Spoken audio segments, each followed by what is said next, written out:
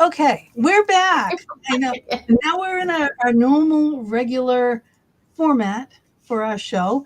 Our guest did not get the memo about our time change. So that was the issue. But she did see our messages eventually. Mama D has her company with her for our St. Patty's show. She's got Michelle and Nessie. Sorry, I had other things open and I could hear you echoing for me. I'd be like, oh, okay, there we go. Why are you not hearing me? I thought you weren't hearing me. I'm hearing you. Please hear Nessie? Okay, fine. Nessie and Michelle.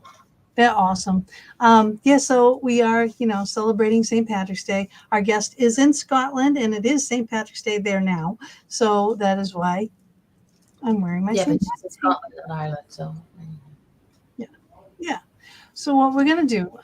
She is here. She just ran off to grab an iced coffee, but she'll be back. I forgot to tell her to bring me one with her, but okay. I know. I was actually using my P Fox cup that Pookie gave me a long time ago. That Chris gave me a long time ago.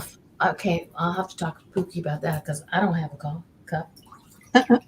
Not that I'm a P Fox or part of Paramafia, but I'm cute. So. Well, that was it. All right. Well, listen, she's down there waiting. So what I'm going to do is I'm going to play her video, her bio video, and then when that's done, she'll be with us. Exactly. See you in a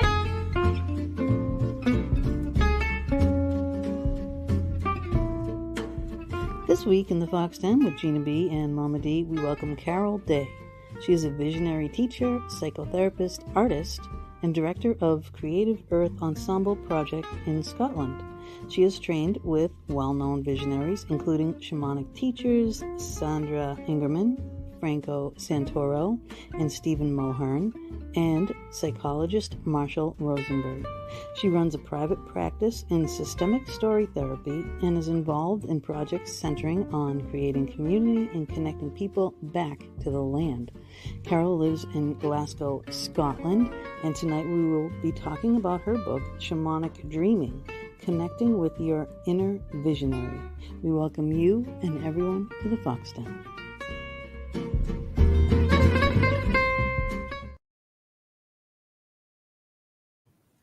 I love that little bling, bling, bling, bling, bling. And there, so cute. Hi, welcome, Carrie. She is named Carol on the book. It is Carol Day, but she likes to go by Carrie. Look at now, people. One of those two, actually. I have dog ears. I have tabs. I even have a side tab. All right. So when I like a book, that's what I do to it. Thank you. I mean, and you start right out too in this book saying, it's one of these books you can sit down and read the whole thing, but then go back. I'll take your word for it because I don't have the book. That's my job. I'm here for cuteness and technical sport. Right. And I also wanted to say, while we were waiting, Mama D and I were waiting, there was the time issue thing, and I have these Celtic cards, right? So I pulled the card, and I just want to know what the show was going to be about, and the Green Man came up, right? Oh, wonderful. Yeah, the Green Man is nature, connection, and source. I was like, how perfect is this card for this show? Mm-hmm. Right? Yep. So I was really, these things are never wrong. They just aren't. Yeah, you've got the green in there as well. Yeah. For Patrick's Day. Yeah. Yes. Happy St. Patrick's Day to you and happy birthday to your daughter. Oh, thank you. Yeah. This time, 22 years ago, there was a birthing day for my daughter. Yeah. Wow. It's a lot different. Gosh, yeah. Okay, so you do not look old enough to have a 22-year-old child. I know it. I would say you were like maybe in your 30s, if not. No. No. I know. Isn't she love? Don't you just love her? I love her. That's why I keep her around. Hey, but the book is launched today where you are. Yeah, that's right. Yes, just yesterday on the 16th, but yeah. Oh, yes. Today it's still the 16th for us. So, yeah. You're in tomorrow. So I mean, tomorrow, yeah. We're talking from different times, which is, again, very apt, isn't it, for the for the book. Wow. Yeah, that plays. It's perfect. It's perfect. So all right, talking about the book, why did you write this book?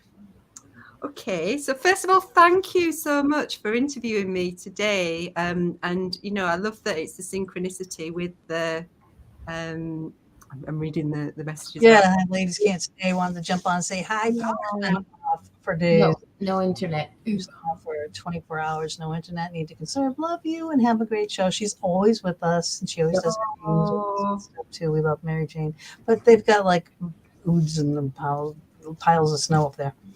Oh gosh, yeah, the weather. Storms. Yeah. So thank you for having me today. And I love the synchronicity that the book's just come out in the UK as well, and Europe. So why did I write it? So I guess I wrote it because, because I just had such a longing to.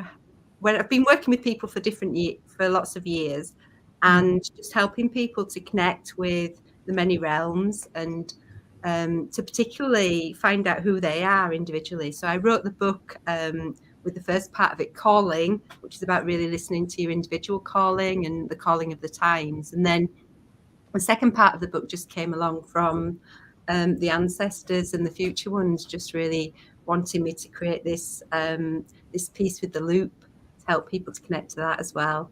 But I also had an experience where my guide woke me up one morning and just spoke to me in real time about the just stating that the visionary is the one that looks after the future time map, so the future life maps. So that was really the piece with the visionary as well, and the importance of being a visionary and being able to hold a vision for these times and to work in that shamanic way with just communicating with everything to find out how to get us back in balance again, really.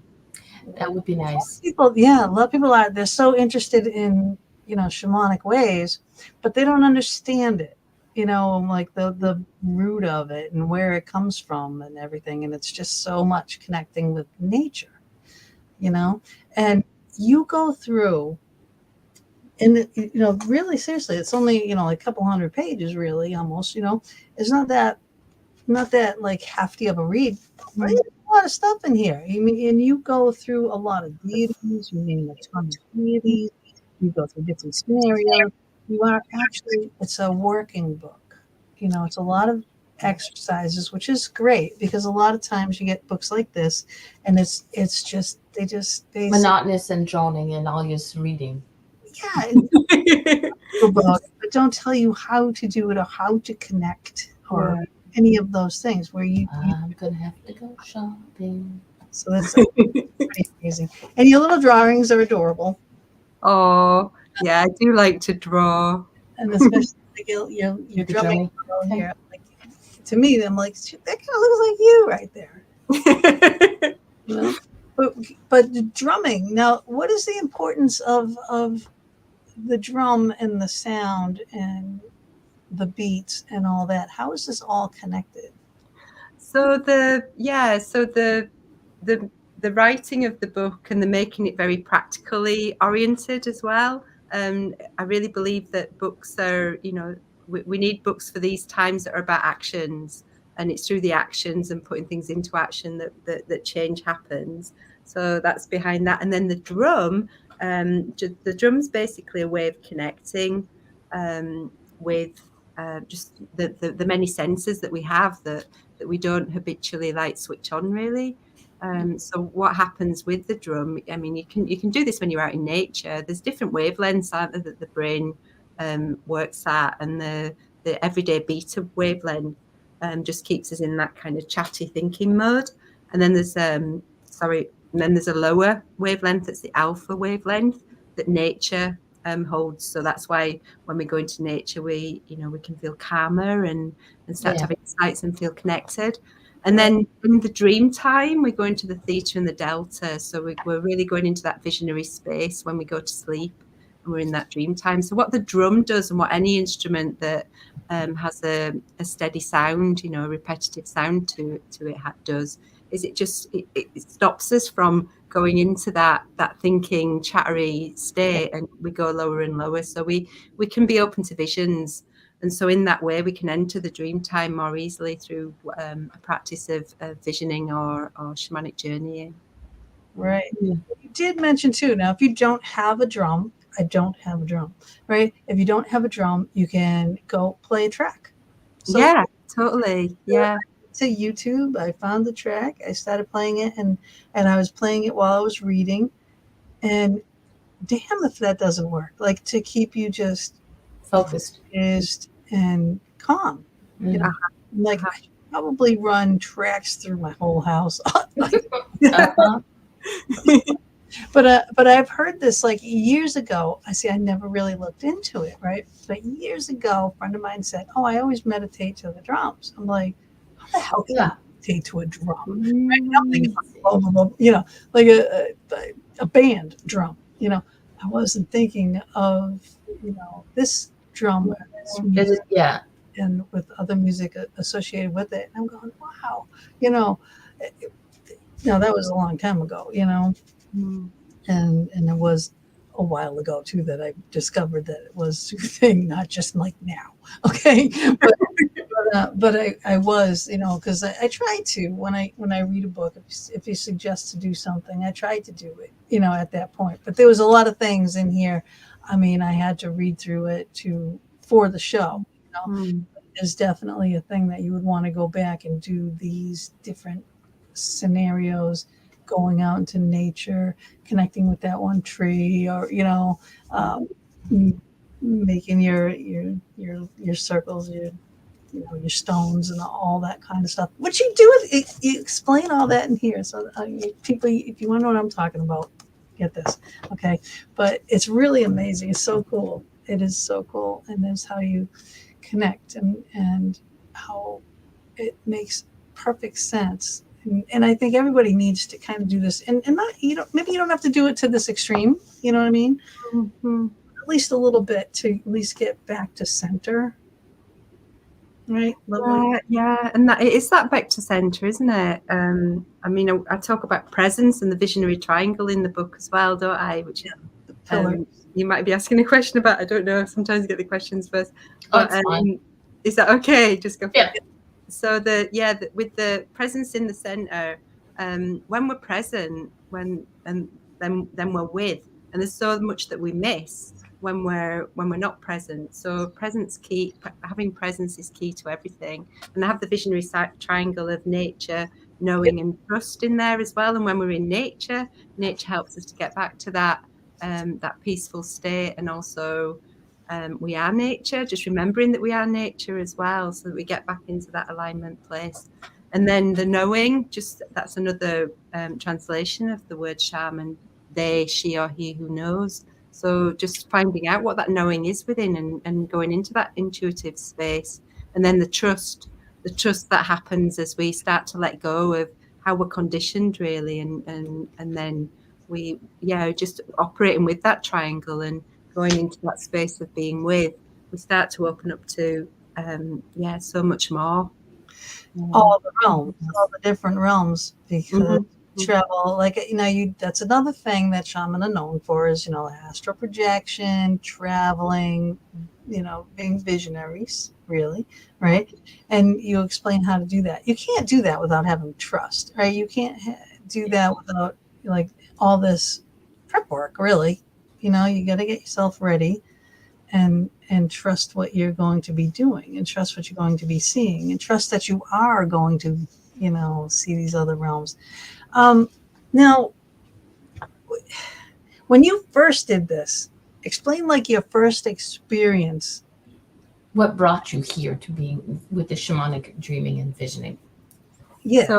So if we go way back, what began all this was my grandmother's death, when so that was in 1996, when I had experiences of, you know, just traveling through with her, really, and not really knowing what was happening, and then from that time, you know, lost all my powers, really. Just went into what I didn't really understand what was going on, but I'd read a book about, I'd seen about Kogi and and shamanic initiation. So, over time, I just realized that, that those words helped me to put into context what was happening for me. So yeah, with the trust thing as well, what we mentioned earlier, I think, I didn't know what was happening, and I just had to keep tuning into different practices of journeying and asking and talking to the spirits and being in nature and just going where I was led for the whole the whole healing process of coming back.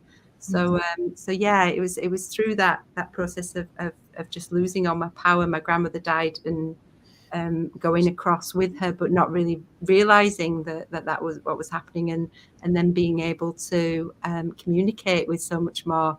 It was the practice comes from you learning how to come back again, but come back in a different way, really, to how it was before. And that was like a 17-year journey, really, to come back into my body again.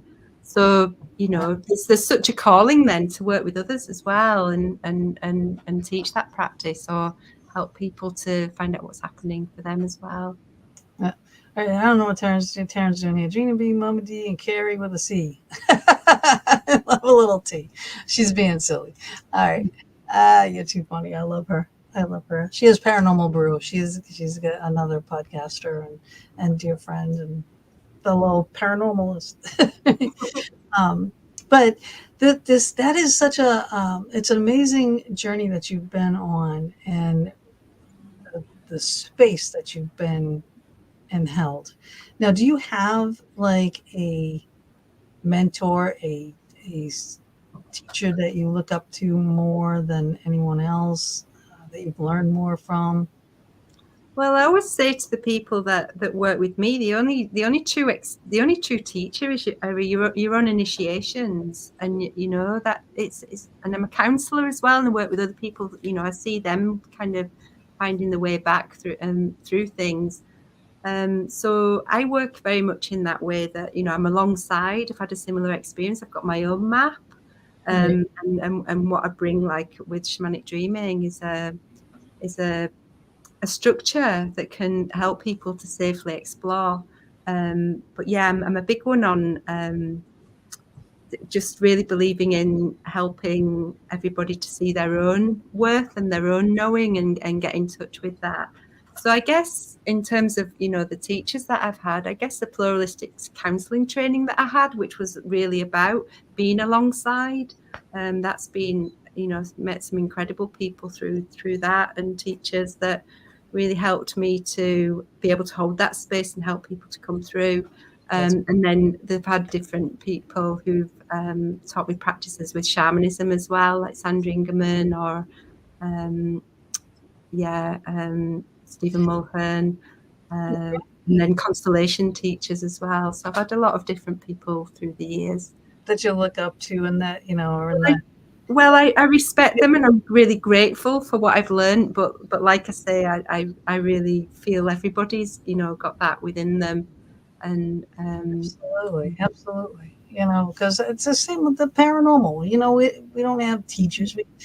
We learn by doing in our experiences. Right. Yes. Exactly. There's no right, there's no wrong. Everyone has their experiences at their different times, right? So now you have Creative Earth Ensemble.com. That is your site, right? But now what is it, and how did it start, and what goes on there? And I love the graphics. He's moving around. He's so clever. Well done. So Creative Earth Ensemble. It came from I used to be called the Centre for Creative Vision, which was the Centre for Creative Shamanism before that. But at some point, I just got to this place where I thought, I don't really feel like I'm the center of anything. I don't feel like this is really describing kind of the ethos of how I work. I feel like I'm a part of something. I love Amber Run and that song. I don't want to be the center of anything. I just want to be a part of something bigger. And that's kind of just the whole ethos of what I'm working with in Shamanic Dreaming, that, you know, we're part of a bigger consciousness, and let's find out who we each are and listen to what else is there, and get this symphony to open up again. So the Creative Earth Ensemble came from my daughter, who was she's studying acting, whose birthday is today, Sen. So she's studying acting, and she was in the youth theatre, the Scottish Youth Ensemble, and I just went, ensemble, that's such a brilliant word. Yeah. Like, oh, I really like that. So I just kept the creative, brought in the ensemble, and then Creative Earth Ensemble were all together, and then and then that really seemed to describe just the ethos of how I work, just listening to everything and seeing what we are all together, and also that kind of Aquarian, you know, that more Aquarian way that we're in at the moment as well. We're the age of Aquarius. Yeah. So that's where that came from, and then it just involves different projects that I'm doing. So I'm studying filmmaking at the moment. So there's the films that I'm making as well, the projects there, and then also those for people to just view, to purchase, to well, at the moment I'm still studying, so they're just to view on YouTube. But watch this space for in 4 months' time when I've graduated from that as well. Yeah. Oh, that's fun. Whenever you're ready and you want us to help by announcing, you know, advertising what you've got, just shoot us a message. And thank you. Promote you. Yep. Yeah. No, I'm really excited about that. I'm excited to work with stories. The stories really one of my big things, listening to the story, but also in the mythology of the land, and just just working with story through filmmaking as well, and seeing what we can do there. Yeah, and you do talk about working with, I mean, because being a shaman, again, it's nature and elements and elementals and fae. So I made this little picture here, you know, about some of the fae, and, you know, like just through time, you know, people kind of denote and make them look like these things. I mean, who knows what they really look like unless you can see them. But we do have, everyone would know this, well, almost everybody. If you're a geek like me, you would know that we have a very famous actor fae, right? There you go. Groot! I am Groot, right? Groot is fae. I'm more preferential to the little Groot. Little Groot, baby Groot, yeah. But I am Groot, right? I love Groot, you know. But Groots are fae, you know. Fae can cover a lot. I know that I had a connection with for me, what I call them fae. My little friends in the forest, where I live in the country, and the property that's next door to my house was always my place to go and stand in the woods and just, you know, enjoy and be. And then one day I was at work and I felt, hey, Ashley, I felt this pain. And I was like, what the heck was that? And I knew it wasn't my pain.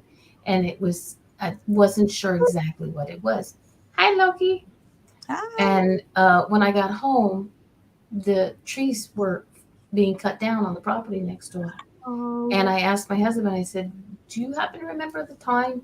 And the time that he said they started to come down, to the time that the pain I felt coincided. So what I did that night, I learned quickly I shouldn't have done it that way, but I opened up my windows and I said, hey guys, I know you guys, you know, you're losing your home, and until you find someplace better, come on into my house. Mistake. And I made a correction, and I told them they had to stay in my house because they started scaring the garbage out of my cat. My cat wouldn't go into the bathroom because something in the bathtub scared him. And he would seriously walk in there and like, what's in the bathtub? And there was nothing that the human eye could see, but, you know, cats see what they see. Yeah. And so then I had a little conversation. You got to stay, stop scaring my neighbors, stop scaring my cat, and stick in my office. This is my office, stick in there. And so for me, eventually I opened the window. I said, okay, construction's all done. There was another spot for you to go and, you know, be in the woods. And then, you know, so then you can leave now. Thank you very much. And they did. Yeah, I did that too. My old house in Massachusetts, and I tell that story a lot too. Same kind of basic thing. We're so similar.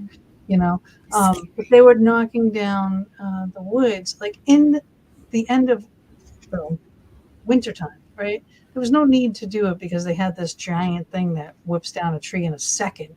It was like it grabbed the tree, cut it, and slammed it down with an arm. I'm like, what the heck is this? I hear this boom, boom, boom. And I'm like, yeah, my heart started pounding in my chest. Like she could feel it. I could feel it too. And I'm going on. I'm like, what the hell is going on? And I felt so bad for all my animals. I'm like, I swear to God, it's like, they were coming down so fast that a bird wouldn't even have time to fly off a freaking branch. It's how fast they were throwing these trees down. I'm just like, I was mortified, and I just, and then they left it, until the spring. I'm like, if you're going to knock down trees that fast, why didn't you do it in the springtime? Why are you ruining their winter homes, that they built for a long time? I'm like, that's displacing nature. That was just so rude. It was so, it irks me that man knowing what we know can still destroy nature in such a way. Yeah. You've both got a really profound connection to trees then. Yeah. Yes. Oh yeah, nature, trees, animals, fox, butterfly. You do talk about connecting too. Now you actually have some examples of spirits. You connected with the vulture and the orca and things like that to do certain ceremonies, right? And things, practices, whatever you want to call it. We're going to talk about ceremonies in a bit. Don't let me forget. But the animals are, very, very important. Like my fox is my spirit guide, and I'm all about the fox. That is the guide. We've got foxes that live here. And my cat and the fox quite often play together outside. They really do. Send me pictures of that. Oh my God. Yeah, try and catch pictures and send them because Gina will be yellow. That's amazing. I love it. But that's why it's the fox den. So that's why you see over there. It's like the fox and the butterfly and the owl. So Athena's an owl. That's her and she's the butterfly. She sends her love and her guidance out on the wings of the butterfly, and she's like angelic and the angels and I have my moments where I'm angelic and moments where I'm not angelic. Well, we know better, but but for the most part, it's just so important. It's so important to have the connection. And the thing is, people think that, it's like people, when they connect to animals, to connect to the animal kingdom, they think it has to be like, the fox and the vultures and the orcas. But it's just as important to connect with the little critters like the ants and the spiders. I like spiders, by the way. No, not her. I'm okay with spiders and snakes. A lot of people are like, ew, no. Snakes. I don't know spiders. No. Spiders, for me, I will figure out a way to pick them up and put them outside. Yeah.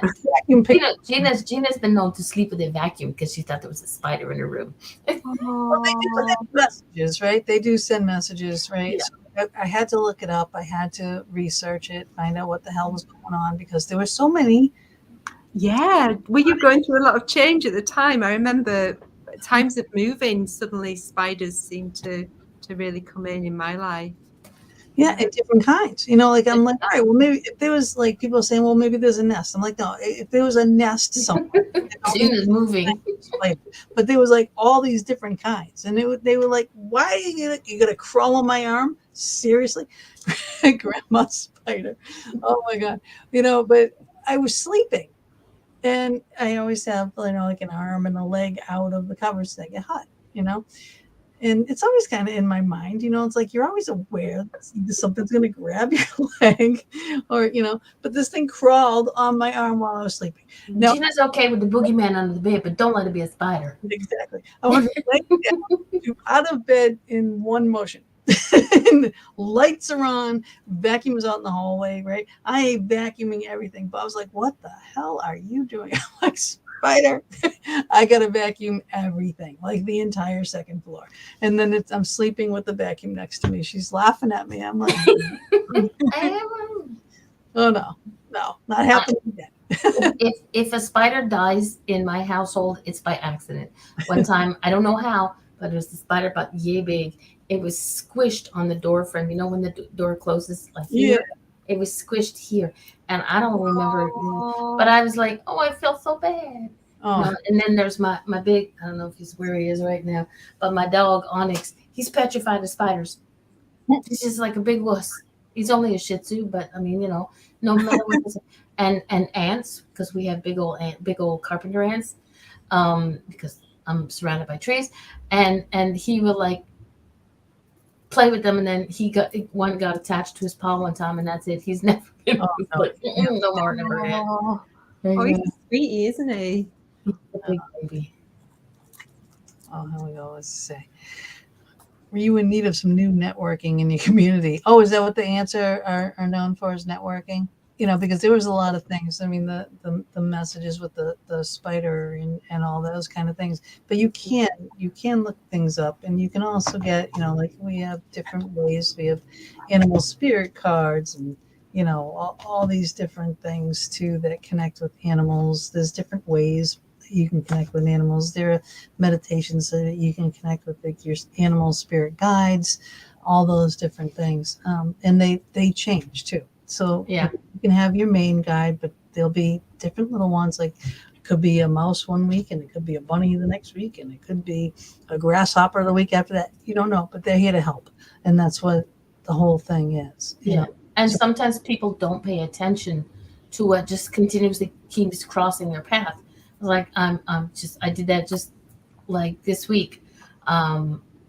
There's many times that I connect with different animals. There's be something that sort of attracts me to them, and then I'll read up on them and I'll see. But for the longest of times, a lynx has been crossing my path, and for different ways. I had where I live, we're in the country, so we have trappers, and they sell their wares. And I got a lynx paw, and I gave it to my husband so to keep it in his car, and it helps him with his thing. And then different little things about lynxes have been passed. And then just yesterday, day before, there was something about, it was a Facebook or YouTube or something showing you the different animals in this cat sanctuary. And the one that just sort of jumped out at me was a lynx. I was like, okay, fine. Look it up. Like I said, it's the paw upside the back of my head. So I needed to look that up, and I did. Exactly. No, it made sense. It was like, it took me forever, but. different. Kept trying though, eh? Kept trying. Yes, exactly. That's awesome. That is awesome. I love that whole thing. But now you talk about like connecting like with a certain tree and stuff. My neighbor has the most amazing tree in their front yard, which my dog pees on every day. But it has the most amazing bark. Like I really connect with this tree. We had on a person that talks with trees. Yes. And they said they talk back to her, right? If there was ever going to be a tree that's going to talk to me, it would be that one. Like, she had that piece of contraption that also helped. That sings, yes. She could hear the trees singing, talking. Any plant. It's interesting. Yeah, you can look that up. You can actually buy one. They're expensive though.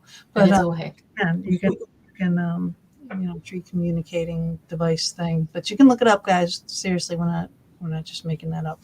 And they do have sounds, and they sing, they talk, they make noises, all that kind of stuff. Kind of cool. Yeah.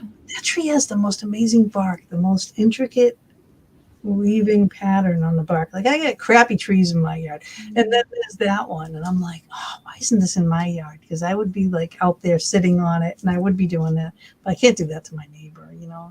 Why not? What are you doing? It's even got a perfect little thing that you could actually sit in, up top, the way the branches come out. It's like a seat. Like I would definitely sit there. That's a perfect tree. Yeah, go over to your neighbor and say, knock on his door. Excuse me, I'm taking possession of this tree. It's like I have your husband's. I take his calves. I take Bob's calves. Those are my property. Like just tell your neighbor you're taking possession of the tree that you were going to. He's going to find you sitting in it and eating on it every so often. About their yard and stuff. I don't think they'd like me climbing in their tree. I'll talk to them. All right, I'll send you the number. You can get up. But lazy neighbor. But it's just it's the coolest thing. I've wanted to draw it, too. Because I mean, I'm an artist, you're an artist, right? So I've always wanted to draw it just because of it's like diamonds, but it's a pattern that comes. I've never seen anything like it. It was just the coolest thing. So You know what kind of tree it is? I have no idea. I don't know what kinds of Take trees. pictures, even the distance. Take pictures and zoom in with your cell phone. Yeah, it drops its leaves late. It's like the last one to drop its leaves because it makes a mess in my yard. On all my other trees, but that one's still making a mess in my yard. But, There's a reason. Yeah, but it's I know it's making itself known. Hi. It's like, hey, I'm here. There you go. But it is just I don't know what kind of tree it is. I don't know my trees. I know only pine trees, willow. That's it. But you do have the trees and meanings and deities and all this stuff. You list all these things in here, which is pretty amazing. Like I said, it's only 180 something pages, right? And it's packed with information. Really packed. It's really a lot of work. Now you also have some other books too, though. I'm gonna put that picture up here. And trees are our letters. Now, what is that about? What does that mean? Oh, I think you two would like that one actually. So that takes a walk with the trees, and trees are our letters means it comes from the Ogham, the Druidic alphabet, where all the different sounds in the alphabet are our letters. So bay is birch. And yeah, so that idea that we're speaking with the trees all the time, we're speaking with the sounds of the trees all the time. So it's a creative appointment with nature's communicators in that it just takes people through 10 different trees and just goes through working with the law of the tree, with the roots, and then exercises with the branches, the trunk, the branches, the leaves and the fruit, the seeds, and gets people writing with the trees. So it's a creative opening really with the medicine of 10 different trees. Wow, I'm going to have to go and do some shopping. Right? And then drum, rhythm of shamanism, and story compass. Yeah, so drum is one that I self-published a number of years ago, along with another one called Wheel, and that's another one working with the trees, actually, the trees and the moon, and it takes you through the different moon cycles, working with shamanic practice with the trees and the moon cycles, and just has you kind of going through manifestation projects, things like that. And then Story Compass, that's one that's published by Moon Books, along with Trees Are Our Letters. And that one is working with the constellation work that I work with, and going through northeast, south, and west in the compass with different archetypes that work with I've got 4 stories there. I've got Mother Goose, I've got Merlin, Wild Merlin, Awesome. and Nancy, talking about spiders there in the west, and then Sleeping Beauty's Prince as well. And that there's a real kind of exercise of looking at your own story and just changing your life through the story work, really. Wow, that's really cool. Those are awesome. I definitely would like to know that, because I was just saying that I would like to write in that tree, so that yeah you were just walking into that book, right? Exactly. Or maybe you wrote it really, and I just channeled it through. Exactly. You did it. No, you did it. Get out of my but yeah, I got that book. So yeah. So anybody who's interested in getting your books and getting Carrie's book, I put the link in that all you gotta do is click on the link. It's in the Facebook group, it's in the YouTube, and it's on Twitch. So go click. Wow, awesome. Now you're also on Twitter and Facebook and Instagram. Yes, you have me stalking you now. Yeah. I've just started putting things on Instagram. I think I've had that account for like 2 years. And then a couple of people said they were following me. So yeah. I'm horrible on Instagram. I still don't get how to do Instagram so good. I'm just like, just link everything to it. Whatever. I'm tech support. Yeah. I get frustrated. I throw things. I can't do it. Forget it. On to the next. Next. There you Mm-hmm. Oh, what time we got? Oh, all right. So it is, okay, guys. It is 8:57. Normally, Athena would be coming here live to do her Crystal of the Week segment, but she has extended her mom duties were extended actually for her. She has to do a lot more driving now on Thursdays. So she was nice enough to send us a video. And so I'm going to put that up. Now, I'm not sure I'm sharing it. So I'm not sure if I have to put us down and then just add it to the stream. put her up. Do I do the big thing? We'll trip over a few things. It's the first time we're doing it this way. So don't be surprised if we trip over ourselves every so often, but go for it. Okay. All right. So here's Athena with our Crystal of the Week. Hello, loves. I am Athena Barry, Reiki Master and author of award-winning book, Raise Your Vibes, and my new Oracle deck, Raise Your Vibes Crystal Cards, and creator of CrystalReikiHealer.com. And I am so grateful to be back here for another week on the Fox Den Show with our Crystal of the Week segment. So let's dive in. For this week's show, I really felt called to the energy of green aventurine. This beautiful crystal is considered the crystal of luck. And happy St. Patrick's Day, everyone. This one is definitely going to be our lucky stone for today.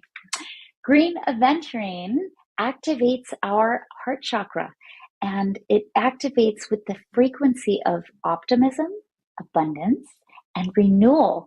It brings in prosperity, stimulates cell repair and regrowth, vitality, and heart-centered healing. It allows us to let go of attachments that are serving as roadblocks to what is divinely meant for us, right? So that your path becomes a little easier and your goals reached a little sooner. Green aventurine is number 28 in my new Oracle deck, Raise Your Vibes Crystal Cards. And drawing this card is a sign of upcoming luck and fortune. So just remember to let go of any attachments with the faith that what is meant for you will be yours. Ways you can use this crystal: it can be worn as jewelry, placed in abundance and prosperity grids for financial gain and prosperity, kept in the kitchen, which is our wealth center of the home. It's also great in our crystal elixirs. Just pop one in your water bottle, or as I like to do, I'll place one in my tea or coffee in the morning. That's a great way to enjoy this energy as well. I also use this crystal in my crystal grids for Reiki clients to help support financial gain, easing worries about money, and for a nice boost of energy and vitality. You can also place one under your pillow. We spend so much time there, so aligning with the energy becomes super easy when we're sleeping.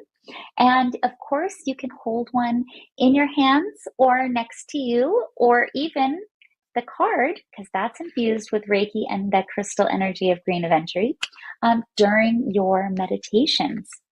You can also connect with this crystal and its energy with an ASMR crystal Reiki session free on my own YouTube channel, Crystal Reiki Healer. And of course, I love to leave you with a wonderful affirmation to help you connect with your crystal's energy. And for green aventurine, it is: I have all the energy and money I need to thrive on my journey in life. And that wraps up our crystal segment for the week for green aventurine. Thank you, ladies, so much for having me join you. I hope this has brought value to your show. And pinch me, I'm a little bit Irish. Happy St. Patrick's Day, loves. Many blessings.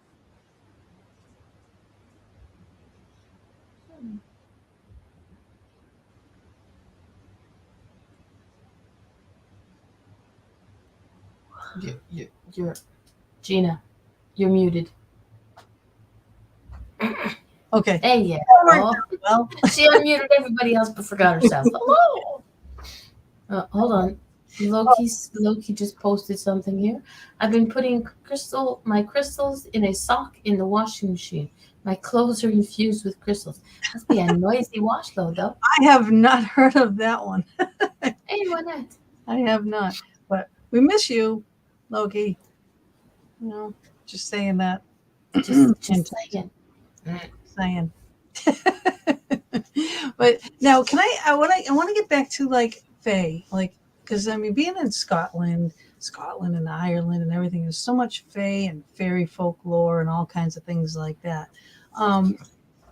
You know, as a child, were you always interested in this, like a fairy folklore type thing, especially over there?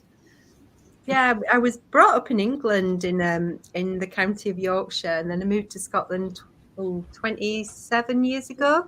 But yeah, here on these lands, I was interested in it as a child. Yeah, I was absolutely obsessed with fairy stories. And then I guess as I got older, I've always known they're there. And then as I got older, it's just having that curiosity, isn't it, of just being with nature and just sensing. I remember I used to go to a place called Sandal Castle in Leeds with my parents, and I remember going there one summer solstice and just like listening to the fairy in the grass. So yeah, it's a part of consciousness, and I guess the fact that they're talked about, and there's always that sense that you know that they're there. Yeah, and a lot of people, you know, there's a guy I know that can see them. Like we would just like we'd go for walks through the woods with this like paranormal 101 class, right? We would be walking through the woods and he'd be going, there's a fairy door over there and there's this and that, you know, is guarding the door, and he like sees all these things and we're like, we're thinking this guy's crazy, you know. But some of the things he was describing I actually found in books. His description was almost perfect, you know. Like, he's not crazy, right? So, you know, it's just different. People have different abilities too on what they can see. You know, some people can pick up on the fairy and the fae. But now, what was your first experience with the fae? I can't remember because I've always known that they've been there. I think it's amazing that children and us as adults forget that children have such open minds and can connect with things that we've completely forgotten about. And when somebody, you know, I had somebody once say, oh, don't mind my child, she talks to herself. I try to get her to stop and I'm like, don't. Yeah, no. Listen, you know, accept what she's saying. Pay attention to what she's saying. But so like, yeah, I think fae are the first thing that every child does connect with because we're outside more often. Do you, Mama? Do you have a favorite like fairy or fae? No, I think for me, it's whoever connects with me at the time. Like I said, when I had my neighbor Faye coming in to this house, I was like, my neighbor on this side was kind of going, Mama, did you because her was making her dog nuts. Her dog, her German Shepherd, would be staring at the ceiling and watching things go. And this was after I invited them into my house, and our houses are connected, just separated by a simple wall. And so that's where I had to have a conversation. But for me, I like to sit there and listen and pay attention. Whether I hear them or not, I know they're listening and I know that they're around. So one specific one. Do you, Carrie, have a favorite fae? I completely resonate with what you just said there as well. Yeah, no, it's whoever's there, isn't it? I mean, lots of the dryads, the tree dryads, just feel them especially strong. And I love beech trees and just the elves that connect in with the beech as well. So I guess elves are quite strong for me. But and yeah, the salamanders, the ones of the fire. Work a lot with fire ceremonies and things. So we have a friend who's in the chat room, who's a dear friend of mine. He has I believe it's a leprechaun who lives in his house, and he used to get frisky with his wife, and just oh boy, husband wasn't too pleased with that. But hey, you know, it's a leprechaun. What are you going to argue with him? But he's got fae throughout his house. So, and he's the reverse to you. He was born in Scotland and now lives in England. So, because he married a beautiful English bride. So. Yeah, I used to have this guy. I had him on the show a couple times. Back when I was with Chris George, we had him on a couple times. He was Where was he from? I'm trying to remember. I think it might have been Ireland though, but he's into the folklore, and man, did he have stories. Just crazy. I think Michael was his name. But Loki wants to know, can fairies be good or bad? So I think it can be. I think, I think every spirit, there are good spirits and there are bad spirits. I think in every. It's like humans. Yeah. It's like, anybody, any entity, any live being, whether it's fae, human, animal, dog, cat, whatever, there's good and bad. It just depends on, I think, how they have been treated. That would make the difference. Right. Yeah. If you're respectful, then they can help you. If you're disrespectful, yeah, watch out, they'll bite you in the butt. Yeah, that's the thing. They're going to protect, all the elementals. They're there to protect the forest. And that's what they do. So,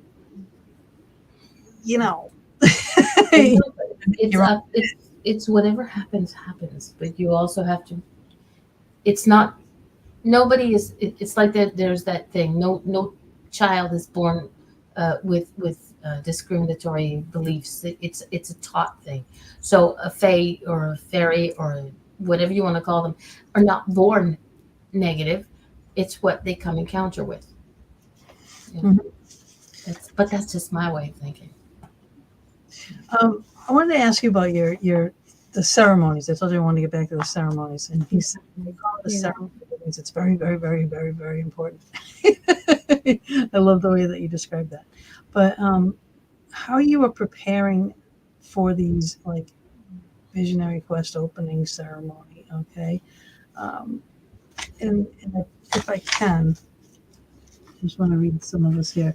It says, if it feels right to you, you can shake a rattle or whistle in 4 directions of the elements, and that's how I cleanse, I do that somewhere. But it's always the, Father Earth, Mother Earth, Father Sky, the spirits. That's how I cleanse. But so, into all the directions of the elements. You can be silent while doing this if it feels comfortable to you. Feel a circle all around you, moving through anchors for each of the 4 directions. Now you whistle the rattle or bring your attention quietly to the center and upper of the lower parts of this axis. So you're just kind of, you're creating a loop, right? You're creating a circle. Feel the different frequencies included in this line. Allow the line to bend and become eternal flow as it then moves out as a disc to meet the horizon axis, the circle, okay, and become an orb. Now that line right there got me, and it got me thinking about so many different things. Okay, now if you're sitting here out there doing this ceremony and other people are doing this and they're creating these orbs, I wonder if that's what people are taking pictures of. I get so many orb pictures that's dust and this, like, oh, it's spirits, I'm like, well, if it's doing something, then it's a spirit. But I'm like, it just hit me, and I'm going, man, there's all these shamans out there making these orbs are taking pictures of. But what is the relevance though of doing this? I think it's this the idea in the 1920s experiments about trying to see what reality is and watching the atoms, and through those experiments it was kind of shown that if something doesn't exist unless it's observed, so that idea of the atom and the wave. So when you look at it, it's going to stop and it's going to be there, and we have to have that relationship for reality to be here. And whatever is looking at something, then that can influence what you're looking at as well in that quantum way. So if I'm like saying, okay, I'm Carrie, I'm Carol, and I'm looking at the world through the lens of wholeness, I'm including absolutely everything. I'm letting all the elements have their place. I'm including all the different times of past, present, and future. That was that loop that was there as well.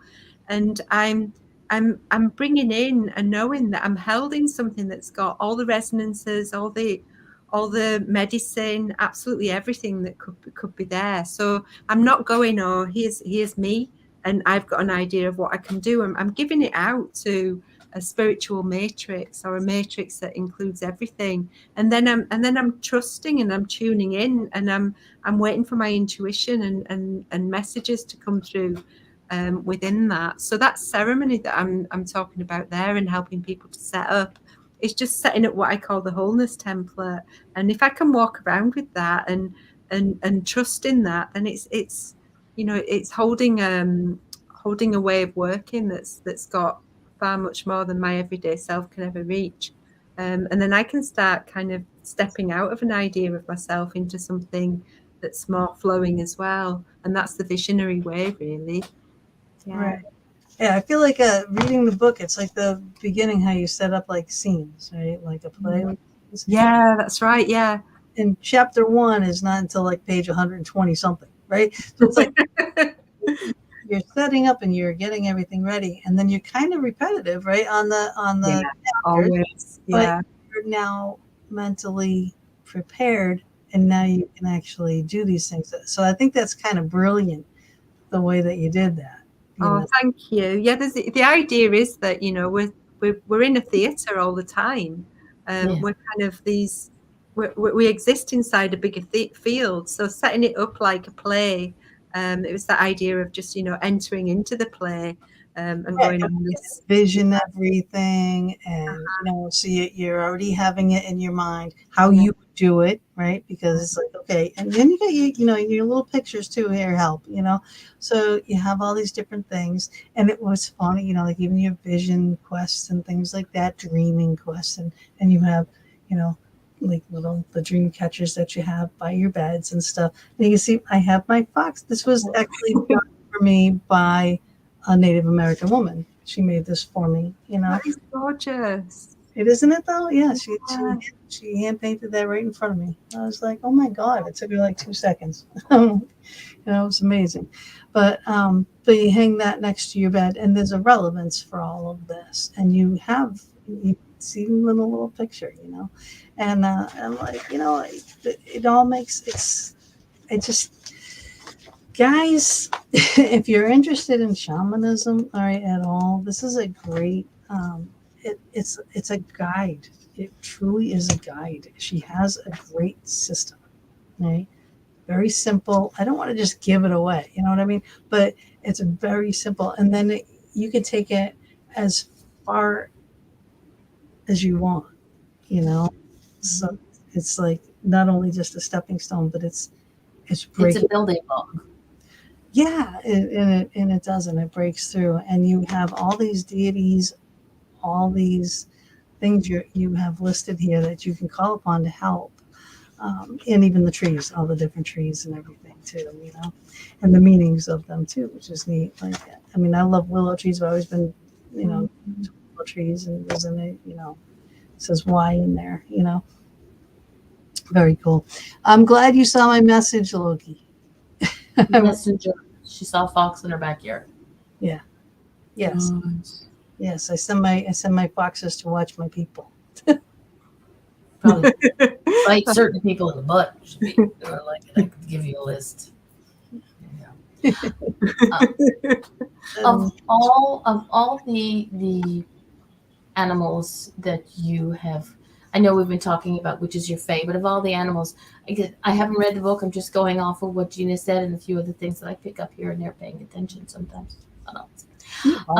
Is there an animal that you connect to the most? Like Gina's the fox and I'm the butterfly, and we all have our own reasons for it. Is there something specific that you connect with? Snake. Yes. Awesome. Yeah. Any particular reason why? Well, snake. I had an experience with. I had an experience with what I was told was 6-dimensional energy, where I kind of went into the 6-dimensional realm, and then years after that, I was working at a shamanic workshop to connect to an extraction guide, and this 6-dimensional energy came back in really strongly, but as a snake. And I started to understand something about the shedding and the way that snake's medicine works just by giving those two pieces together. So yeah, I every morning I open space with snake as well. It's just very, it's just really clearing and keeps me clear. And also, you have the Egyptian goddesses, don't you, that have They have the snake on their headpiece, yes. Yeah, the cobras as well.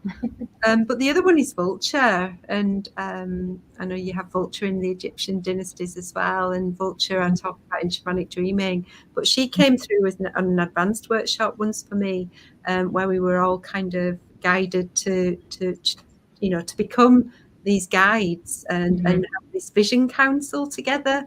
And vulture was came through as vulture woman, and I very often will be vulture woman. She'll ask to come through. I once held a whole fire walk as vulture woman, and just appeared with all these quite a few people that I'd never met before, and I was like, are you joking? I'm not coming as vulture woman. I get you now. Yeah. And so for 5 hours she was holding the show, asking for a stool to sit on, high stool, rather than a lower chair that I had to go and find.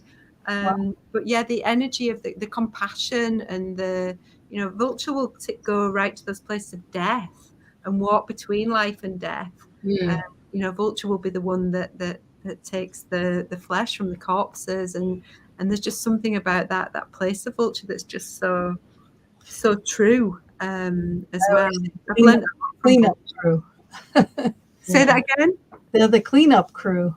They are. Yeah, they are. Yeah.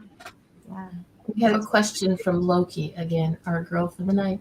As a shaman, do you work with elementals or do you just leave them be? Yeah, I don't call myself a shaman. I call myself an artist or a visionary. But But you're on a shamanic path. You work with the shamanic work. But the elementals, I quite often will sense and be and listen to the elementals. I've held firewalks as well, where we've gone into different elemental departments at Beltane, which is like one of the festivals, isn't it, where you traditionally work with the Fae as well, and just in the departments of the elementals, each working with those elemental departments and just listening to what they want to bring through. Yeah, I love the elementals. That's a great question, Lucky. Now, here, for those people who don't know, what's the difference between elemental and Fae? The elementals are more the elements. Yeah, fire, wind, earth, air, right?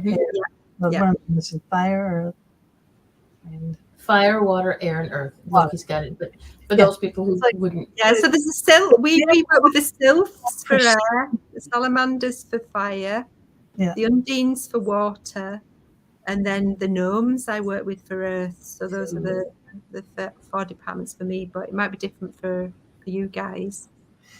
No, that's about it. When you look it up, that's the main things. But what I researched and looked into about elementals is they are more persnickety. They're very protective. They'll choose very wisely who they work with, because seriously, you have got to be very grounded and a centered person to be able to connect with an elemental, because they're just not having it. You know what I mean? They'll be like, right, you don't know your stuff, so come back later when you do. You know what I mean? Type people. That's an elemental to me. Fays and the folks and the spirits and the guides and the animals and stuff like that. They're more forthright in helping. Like more welcoming. I guess elementals are as old as time. You know what I mean? They've always been there. So they are just very strict. They're to protect. They're going to protect the water. They're going to protect the land. They're going to protect, the air, and they're going to do what it takes to do that. So they're more. Look out for them. You can work with them if you're, in that kind of mode and get into the what she does. and getting connected, then you can work with them. My thoughts, just from what I've learned and heard and dealt with in the past. Can agree or not. But I'll take your word for it. I've never researched them like that, but yeah. Okay. We have a list of questions, and I'm trying to be the one who gets with the list of questions. Not always me.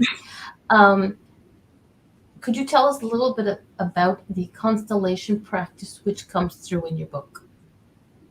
Yeah, so the constellation practice that comes through in the story compass book that I was talking about earlier. So the family constellation work, you might know different practitioners, including Bert Hellinger, who've developed that, and it's really looking at whatever's going on in an individual or in a community, that from the family constellation perspective, there's been earlier trauma or stories from the ancestors that have, and the stories keep on running. So to set up a constellation and bring in the ancestors, you can start to listen to them and have inquiries and have people who represent them or work with objects. And I work with the constellation work in the way that I bring in the Earth Ensemble wheel.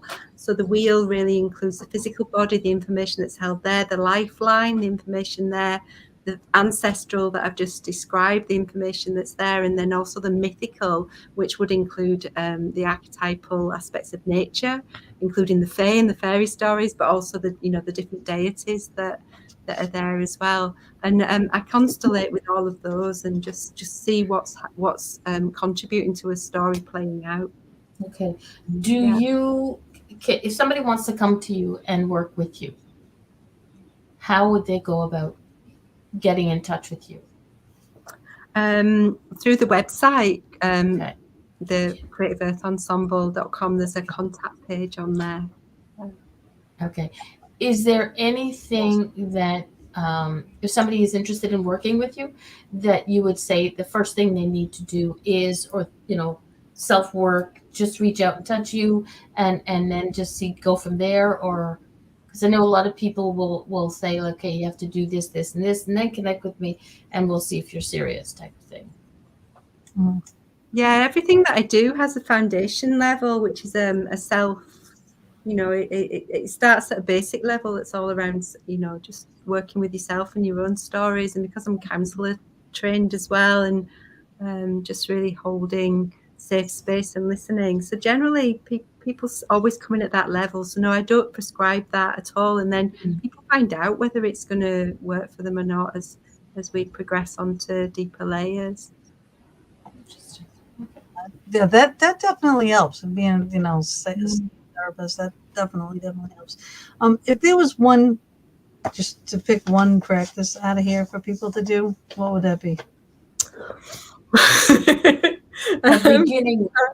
If there was one thing to do, probably the visionary triangle that I was talking about later, and just setting up with a tree, and I think that's basically the foundation level of everything, to be with the presence and be with nature. So yeah, if you go to the visionary triangle work, that would be the one that I'd recommend.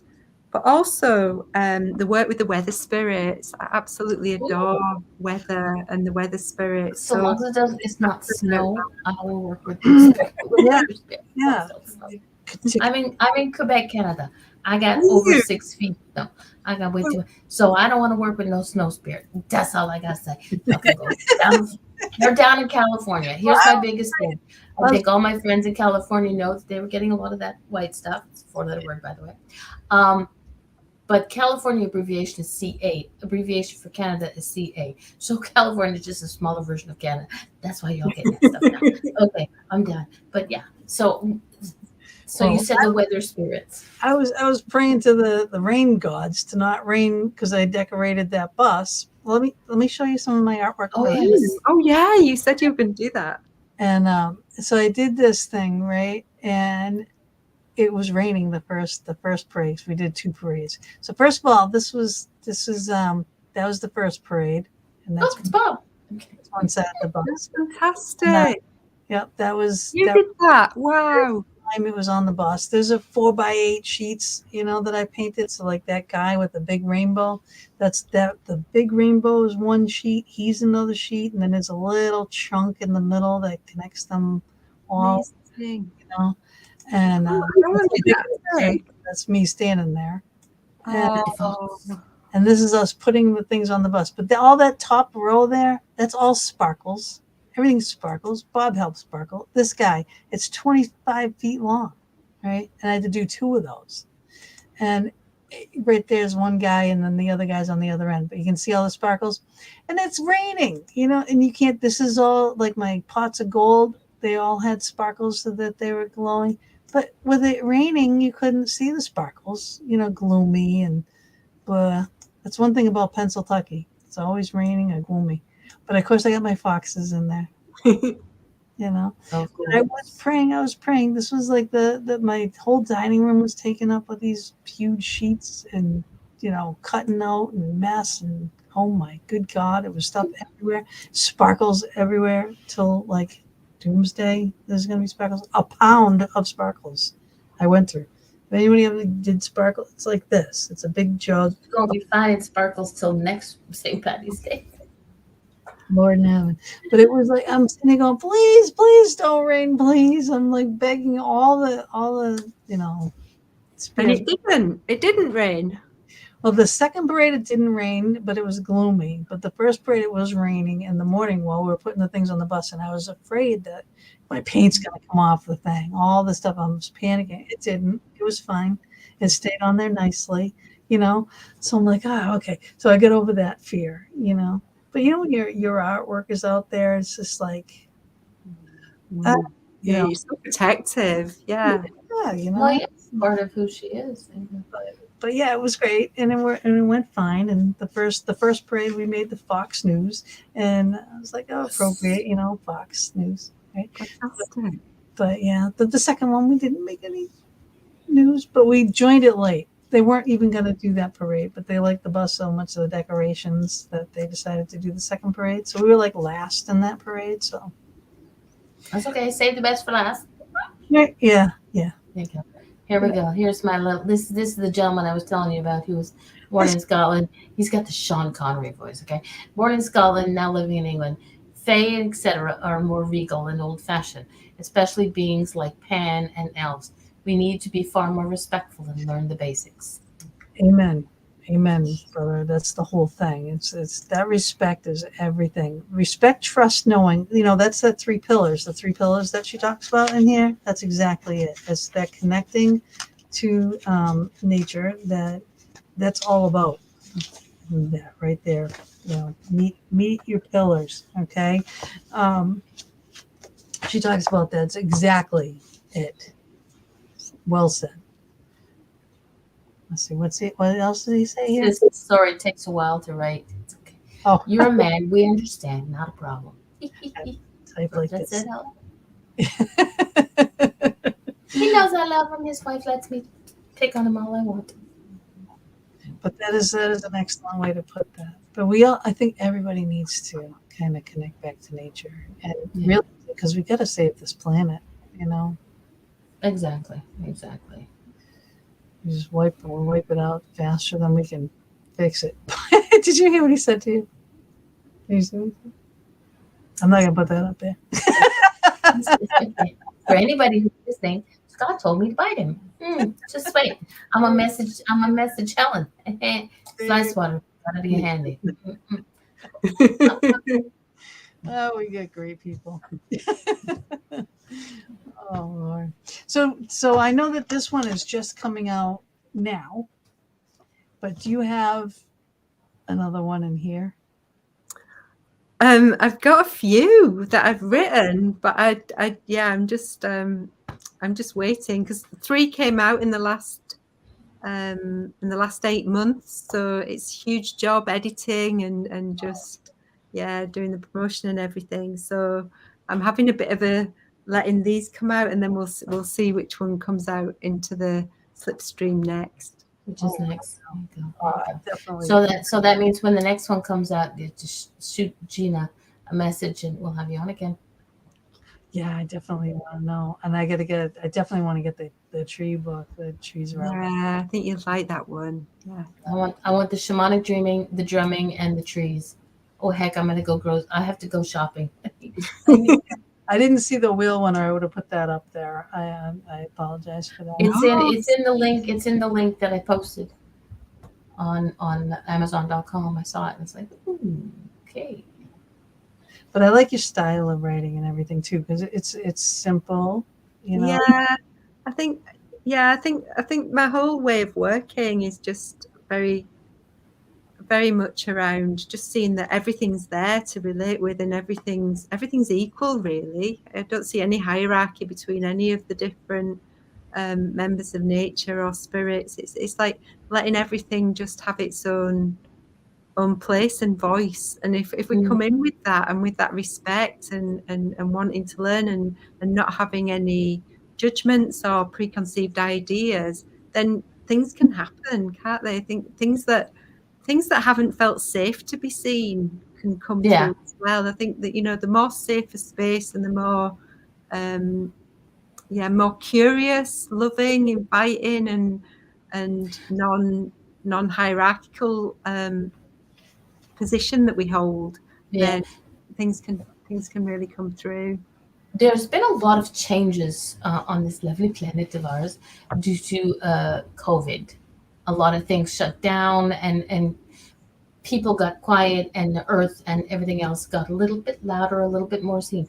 Do you feel that more has come to light, that people are paying more attention and paying?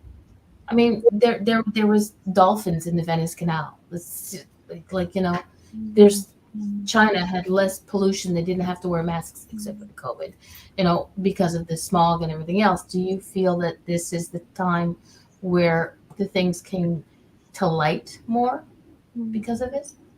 I was having a conversation with somebody earlier today, actually, just noticing that the people that I work with and just what tends to be happening, like there's a lot more openness and creativity that I'm noticing. And I hadn't really thought about the COVID times affecting that, but there's definitely been, something. It was like a big dam that was put down, wasn't it, on everything? So who knows whether it's the times or whether it's, it is that quiet. For me, I think it was the beginning of it's like, COVID sent us to our rooms, and so that we could stop, listen, and pay more attention to what's going on around us, not just going to work and getting up, and we took it gave us the time to talk so much that you could actually see the sky in certain areas that you couldn't, and and it made us actually stop and smell the flowers. It's not just a saying anymore. People were actually doing it because that's what they could do, and smell the flowers, just not actually smelling the flowers, but listening to what's going on around you and who is around you, not just human wise, but spiritual wise and everything else. I think a lot of people opened up more to spirituality during this time because they could stop and think. They weren't as busy with it. Their minds weren't as busy. Mm-hmm. Yeah, no, that's probably true. Yeah, just my opinion. I have those every so often and torture people with it. I do. The light bulbs start going off over there. But that is 100% true. And the sad thing is now that the world is opening back up again, it's like we had this great energy level. Mm-hmm. Everywhere you went, you could feel it. You know what I mean? Because the energy was rising. Yeah. It's going down again because I think people are getting back out there and they're like, oh, well, I don't have to do this anymore. Like I can get back out. I think that's kind of sad, but hopefully. Well, hopefully those people that made that adjustment at least keep part of it. Okay, hold on. What's she saying here? Freeze this moment a little bit longer. Make each sensation a little bit stronger. Is this a song? Time has really sped up. It's scary. It's it's like we were connecting. We were connecting as a race, as the human race, not races. We're humans, and we were connecting that way, and now it's getting back to that. People have fallen back in that trap, you know. Or maybe some will stay. I hope. I really do. I think things like this is the thing that will make it stay. Is people like Carrie writing what she's writing, you know. Yeah, people are willing to listen, stop and read a book now. Take the time, and that once you read something, it just sort of stays there. You know, it leaves that even if you sit there and go, okay, I'm going to close that door. You may close the door, but the window's going to stay open just a smidgen, because at some point it's going to pop back up again. Oh, it's Rush. Oh, okay. All right. I knew it sounded like a song. Like you're turning into a songwriter on us now, Loki. See what happens when she leaves Facebook? She writes songs. There we go. No, she's still a song. It's Rush. At least she said it. Yes. But we're not singing it, so we won't get banned. How much time we got? Okay. So you guys got any questions for her at all? Okay. There's a question on the sheet of questions. It's got me curious as to a word in it. So it's part of the book, so I don't get it yet. How did you choose the animals to work with in the loop? What's the loop? Yeah, so the loop part was is the second act of the book, and it's working with the present ones, the past, the ancestors, and then the future ones. Okay. So the animals that I've got there, I've got a hedgehog, that's got the earth element, and the present ones just really being there in the cute little bugaboo, right? Can you see him good? Because he's the cutest little bugaboo. And then the past, the ancestors, that was working with vulture, and that, you know, vulture really works with the cleansing, the clearing operation with the ancestral lines. And then the future is orca, and orca was, you know, there's lots of myths about orca, and that humans and orcas take it in turns in different incarnations. And I've just always loved the orca, and just that power that they have. Yeah. So they take us into the future to work with. It came from intuitively, really, Mama D, as an answer to that. Yeah. Okay. Loki's got another question. There we go. Do you use a circular prayer practice? So could you tell me what circular prayer means? That's what I wanted to know. I was like, did I miss it? Yeah, I don't know what that is. Okay, so she's a woman. She'll type faster than Scott. Hello, Scott. Sorry, Scott. Sorry. No, she's not. No, I'm not. As I said, I have Helen's permission to pick on him. When I first met Scott, I was talking to his wife, and he was teasing me about something. So I messaged her. They were like on opposite ends of the sofa.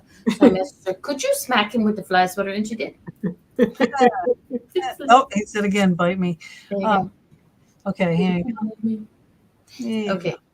Centered into a position inside a prayer circle. Oh, well, kind of.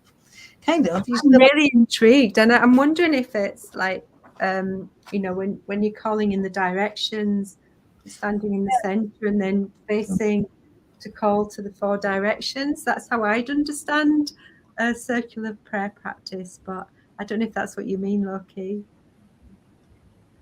Yeah, but I mean, you set up your rocks like in a circle outside and stuff too. So, you know, and you do the loop, though it means something different. Oh, she's saying yes. So yeah, but the answer is yes. Yeah. Yep. Yeah. I mean, I think it's not a set thing too. You can do whatever you feel too when you're out in nature. So can I ask a question? Have you two? Yes. Yeah. So what got you starting to do these shows, to do these interviews and everything? Oh my How long have you been doing them for? Long time. I started out on Second Sight with psychic medium Chris George, and I was his co-host. And then he left because he got too busy being a fantastic psychic that he is. And then I took over the show, did it by myself for a long time, and named it the Fox Den. Now, Mama D has had a whole bunch of shows. Also, My first show started in 2015, and it was called Fireside Chat with Mama D, because I just like to talk to people. I don't have a rhyme or rhythm. I've changed the way she does things. Sorry. And then I had a couple of others after that. But Gina and Chris had been on my show, and I came on their show. And then I'm the type of person who likes to help where I can, just cause. So I would go into Gina's show, and whenever she would mention something, I would find the link and I would pop it into the chat room, and then she just kind of said, "Hey, why don't you just come on in for a couple of times and be my co-host?" And I did it a couple of times, and then she glued my butt to the chair, and now I'm stuck. Yep. Then she gave up her other show. She's been here ever since. So how long's that for? 3 years? 3 years together here, yeah. Yeah. Wow. Every week? Every week. Sometimes twice a week. Next week will be twice a week. But I think there's a lot of things about Gina and I that we didn't realize it before, but that we coincide. She's always, for the longest of time, she's always been about, I keep doing that way, she's always been about the fox. But a lot of the pictures that we connect the fox, when you look up on the thing, there's always a butterfly somewhere around a fox. So I'm the butterfly. I work with the butterflies, and she's with the fox, and we just, and it's there's little things that she got an amazing new deck this week, and it's all about palm reading. Yeah. And it was talking about the palm, and we were talking before the show started about our hands. And we didn't realize until we're sitting there, look, our hands are similar. Mine is my long ass nails. Our hands are similar, same structure and things like that. Yeah. So there's a lot of things about us that are similar. And it's like, we just sort of, she's the mouthpiece. She's the mouthpiece. And I'm the tech support. I'll be like, people will sometimes say, well, you're not paying attention to the camera. You're always looking away. It's because I have a second screen and I'm commenting in the chat rooms and things like that. And God says I like to talk to. Yeah, I love you too. And Mom, like I get the books, and she doesn't. I usually get a PDF file because up here in Canada, shipping is a little bit more expensive to shipping to Canada. I don't know why. Right. Probably stuck at the border. But I get the PDF file and read. But generally, she's the one who gets the books, reads the books, and I just sit here and. Yeah, I tell her the highlights of the books. And then it's a really good book. Then we make sure she gets a book. You know? Oh. So you're in Canada, and yeah. Gina, where are you? Pennsylvania. In Pennsylvania. Yeah. Wow. We meet in person. Oh Lord, the trouble we're going to cause. We were just talking about that beforehand, before the show today. Yep. Oh, God. Yeah, it would be. I keep saying we need to have somebody on the show who turns people with little shows into big superstars. I said we need to be a superstar with a private jet so it can cause trouble around the world. Next week's show. That's manifesto. That's Wednesday's show. There you go. Okay. We'll hire Susie Carter, because that's what she does. She takes little businesses and makes them multi-billion-dollar businesses. So. Okay. There we go. Be prepared, people. Yep. Gina and I are coming to your town. Look out. Scott. There you go. Yep. Right. We got about 10 minutes left. So do you do events or anything, Carrie? Who are we looking at? We have somebody in the room. Getting a drink of water. Come in. Yes. We don't bite. Okay. She doesn't. Oh, nice. Oh, yeah, we drink. Excuse me. Us. Is that your daughter that brought you that? No, it's my partner. Okay. Cheers. Cheers. Cheers. Do I do events? Yeah, I hold workshops and hold workshops and trainings as events. Yeah. Where? So at the moment, I'm holding events in Fife, which is on the east coast of Scotland, even though I live in Glasgow, which is more on the west. So I have a place that I work at called the Stables Centre for Stewardship, and I hold workshops and trainings there. And it's in the, you'd love it, there's lots of trees there. It's on the estates. Yeah, so I'm holding what I call a dreaming retreat in May. The East, working with constellation work, and some of the things from Shamanic Dreaming, which is why I called it the Dreaming Retreat, and also from Story Compass, the constellation aspect and story aspect of that. Okay, so we're going to be buying lottery tickets, Gina, so that we can win the bajillions of dollars, get that private plane, and go up for the dreaming workshop in May. I think we can take a regular plane over. We can just, Have you been to Scotland? No, I have not. Oh, I have not been out of Canada other than that I couldn't drive. I've been to New York City and to Philadelphia because my husband's American. Scott says he grew up in Troon. Oh, really? Oh, that's not far from here. There you go. See? Magic. He's my It's about voice. 25, 30 miles away, isn't it, from Glasgow? Great. Okay. Wow, that's really cool. Hey, speaking of magic, you go into magic in here too, and you explain the word imagination and the root of it being maj and it meaning to be able to. Yeah, I do. Yeah. You get technical. You do. You get technical on a lot of different things, but still, you can understand it, Yeah, I like to try and explain things or make them make sense a bit. Yeah. Logan says stay out of Philly, which is absolutely 100% true. No, I've been to Philly a couple of times. I like my family in Philly. I get protected. My husband's from a very big family, so they can protect me very well. So Scott's saying that he's in Glastonbury. Yeah. Are you in Glastonbury now, Scott? Yeah, my daughter went to Scotland, Ireland. She does these things, these trips. Last year she took like 3 different trips. I think the next one she's going St. Petersburg. And yes, he is in Glastonbury now. Wow, brilliant! Oh, I love going there. So I live vicariously through her and her pictures, But I always said, when you go to Scotland and to Ireland and stuff, I want to go because, just the draw to the land, the fairy folklore, the stories, the castles, the history, the spirits. I would want to go and spend like a month, for all the places. Have you got ancestry in any of those countries? I don't. I'm Finnish. I'm a Finnish woman. Finnish, fantastic! Wow. There's a lot, Viking, but there's a lot of that lore. Lots and lots of lore.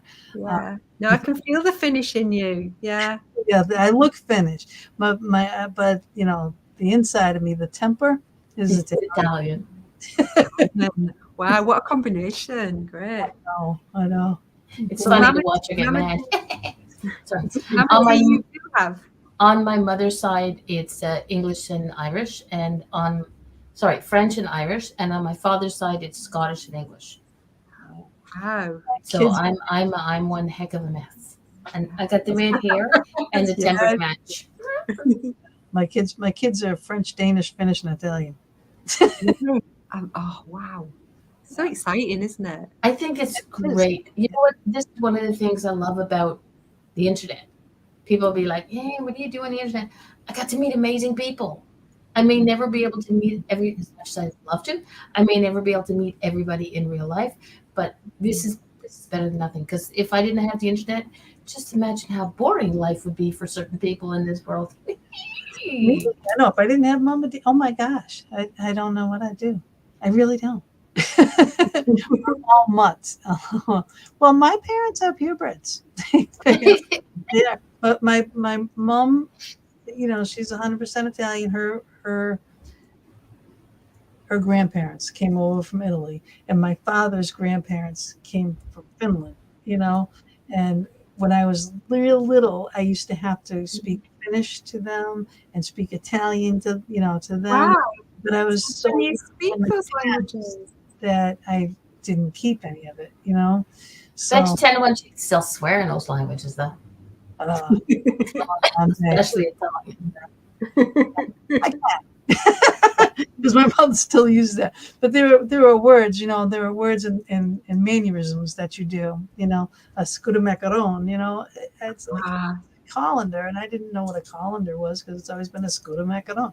And then a mapin is in the kitchen. That's a towel, right? But it's a mapin. It's just how I grew up. Certain words, yeah. Also, like growing up, I think growing up, we all learned little words throughout our lives that, come in handy. I mean, I have French in me, so I speak French. I'm in Quebec, but I mean, I learned how to say in Gaelic, "Comaraha," which means "How are you?" I think it was, and then Mochow. Hey, Roger. Roger. Mochow is in one form of Asian Mandarin. I'm not sure what it was, which means "shut up." You learned it, and then where I was born and raised, the area that it was all Greek, so I learned how to swear real good in Greek. Right. Yeah. There's the Finnish is tough. That's a tough language. Like Finnish and German, things like that. They're tough languages to learn, But in school you could learn Spanish, and Italian are very similar. And French too. Some of the words are the same. Some of them are not, but very, very similar. But I think the English language is the only one that puts their adverbs where we put our adverbs, our descriptive words. With the only language that does it. Like we'll say the pretty girl, in every other language it's the girl pretty. Right? So you really have to learn to grasp the way that the structure, to learn different languages. So it makes it, And Carrie, what about you, Karen?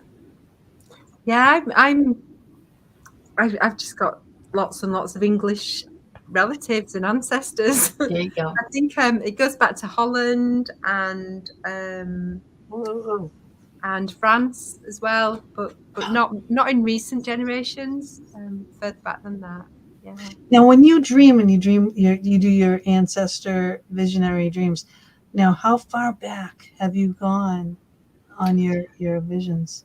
So when I'm journeying, yeah, just way back, really, back to the original ancestors. That's one of the journeys that's in here as well, is going back to the beginning of time with the fern, traveling with the fern, back, because that's one of the most ancient plants that we've got on this planet as well. Mm-hmm.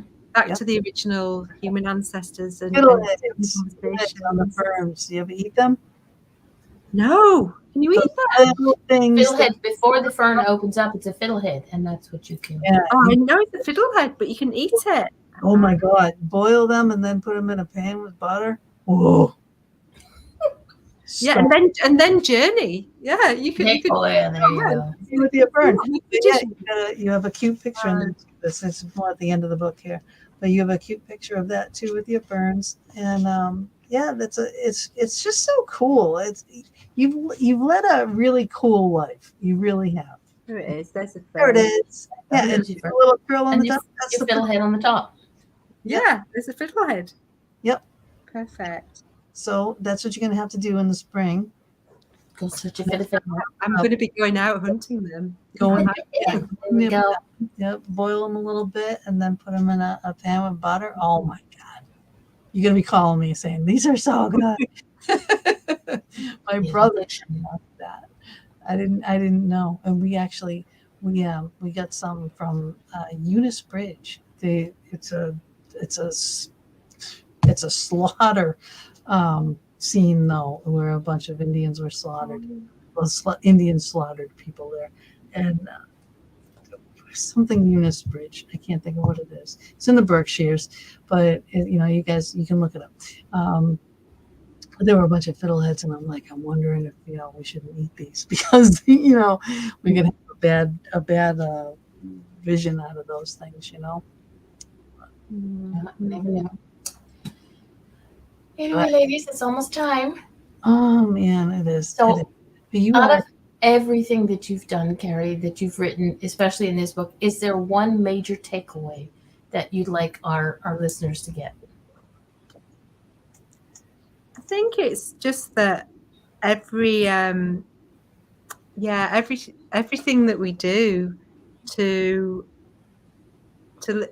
first part is the calling, all about the calling that's within us, each of us and that's within everything. So just listening to what it is that's calling in yourself, and just really following the dream that's within. And if each of us can do that for ourselves and then help one another to do that, then there's a different way of operating that's happening, and we're starting to include and open up. But it's not at the cost of the self. It's about listening to the self and letting that come through, as much as allowing that to come through for everyone. So that's that really Aquarian way, that Aquarian visionary way, really.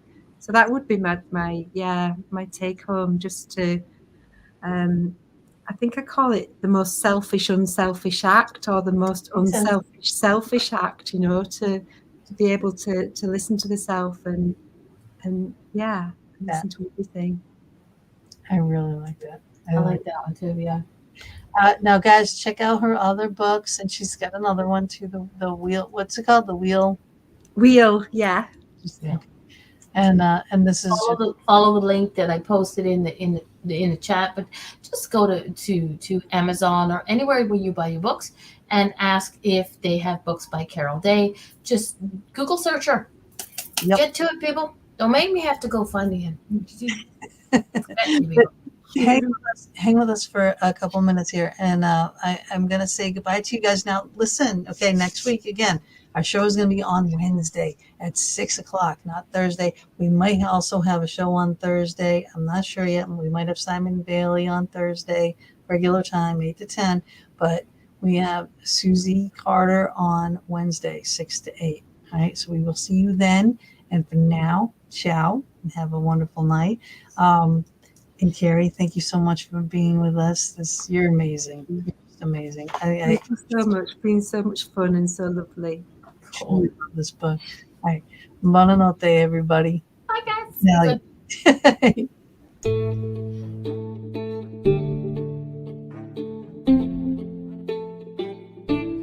Thank you so much for joining us for another episode of the Fox Den with Gina B and Mama D. We are here every Thursday evening from 8 to 10 p.m. Eastern Standard Time, bringing you a variety of guests.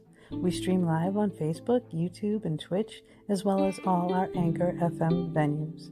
We hope you enjoyed our show, our guest, and our featured Crystal of the Week segment with Athena Bari, and we would also appreciate it and love it if you would go to our YouTube channel, The Fox Den with Gina B and Mama D, subscribe, like, and definitely hit that notification button to never miss a show. We'll see you all next week, and subscribers, watch for our pop-up shows as well.